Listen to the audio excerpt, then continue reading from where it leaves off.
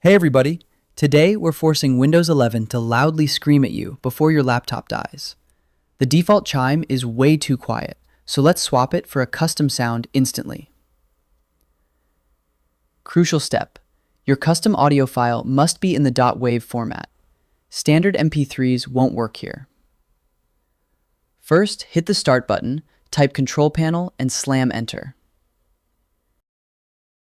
In the top right, change View By to large icons, scroll down and click Sound. Switch to the Sounds tab at the top. Inside that center list, scroll all the way to the bottom and click Low Battery Alarm. Hit the Browse button, pick your custom scream or alarm sound file, and click Open.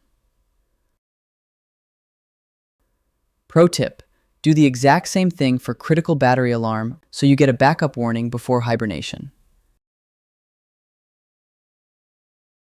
Click Apply and OK. And that's it.